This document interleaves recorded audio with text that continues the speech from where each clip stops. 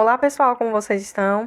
Hoje eu tenho que gravar aqui para vocês um vídeo curto, mas muito interessante, que na verdade é um presente, gente, é ouro que eu vou entregar, porque é um cálculo que eu desenvolvi por meio de alguns fatores que são importantes de um prestador de serviço ter em mente quando ele for estabelecer o valor do seu serviço ou o valor da sua jornada, o valor de um contrato que ele estabelecer.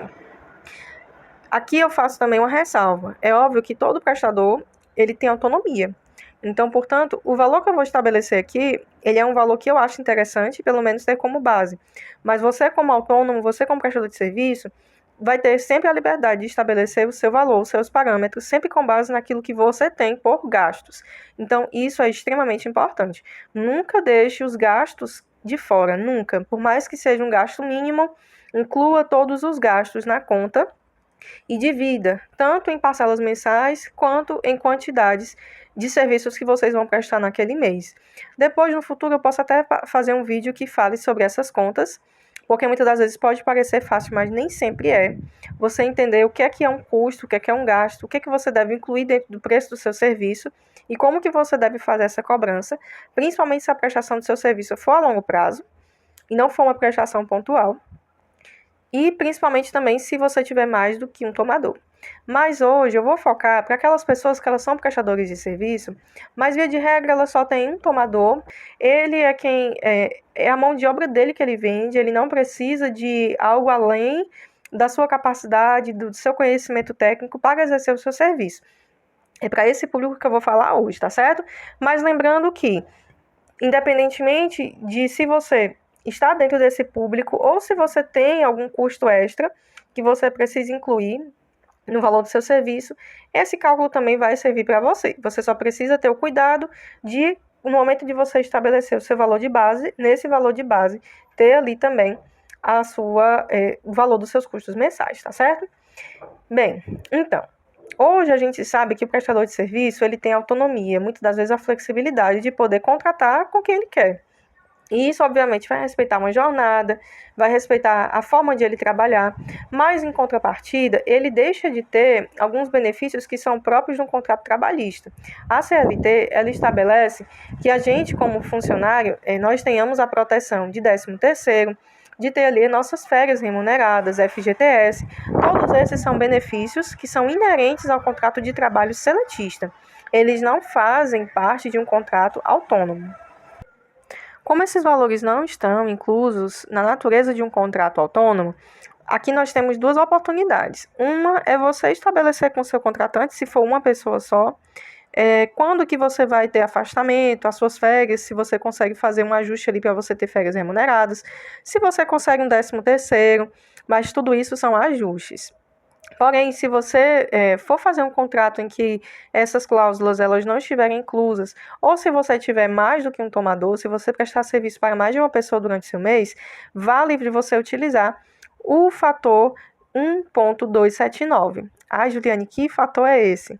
É um número que eu desenvolvi por meio de um cálculo, em que a gente encontra o valor final do serviço a partir do que a gente deseja como base, então aquilo que a gente entende como justo, e acrescentando ali suavemente, mensalmente, parcelas de FGTS, de 13º e de férias.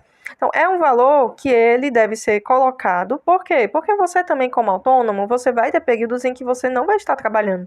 E o autônomo, se ele não trabalha, ele não come. Ele não tem como sobreviver, a não ser que ele tenha reservas. Se você trabalhar sempre com base no seu mínimo, então, você somar os gastos que você tem na sua vida pessoal e você trabalhar somente pensando naquele mínimo, você não vai conseguir ter uma vida estabelecida de maneira regular ou pelo menos estabilidade. Por quê? Porque no momento em que você não tiver um tomador de serviço, você não vai conseguir nem mesmo pagar suas contas. É por conta disso que sempre como prestador de serviço, você precisa colocar no valor da sua hora um valor extra, um valor acima daquilo que você entende por mínimo, porque ele vai servir como um seguro pessoal. Juliane, mas será que isso é justo? Será que isso é certo? Gente, não tem nenhum problema. É totalmente justo e totalmente correto. Por quê? Porque nós estamos falando da lei do mercado. No mercado, sempre que qualquer empresa, qualquer estabelecimento, ele vai colocar um preço, seja um preço de um serviço, seja um preço de um produto, ele sempre coloca agregado àquele valor todos os custos inerentes à atividade. E além dos custos, o lucro. O lucro, ele é justamente aquela parcela que você tira para as suas contas do mês e também uma parcela que você tira para o seu futuro. Todo prestador de serviço precisa disso, precisa entender que ele é o responsável pela sua estabilidade presente e futura. O pagamento das suas guias do mês, se você for um mês, ou se você já está fora do Simples Nacional, as suas guias que hoje em dia ainda é ISS, mas que no futuro você vai fazer um recolhimento específico para pagar o CBS, IBS, mas todas essas contas elas precisam estar dentro do valor do seu preço.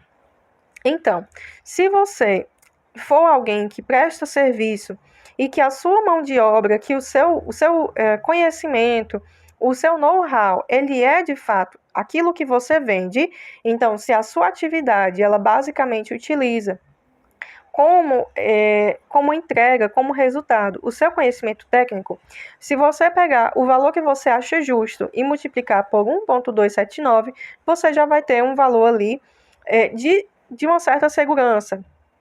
Por exemplo, né, se você entende que o salário que você ganharia como CLT, ou então o salário que você gostaria de ter, né, no seu mês, fosse R$ 2.500, e você pegar R$ 2.500 e multiplicar por 1,279, você vai ter o valor aproximado de R$ 3.200.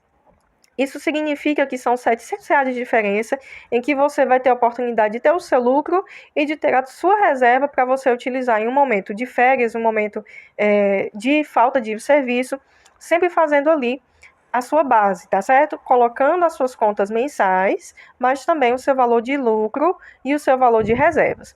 Então, usem esse fator. Conversem com seus amigos, repassem esse vídeo porque ele é basicamente de utilidade pública.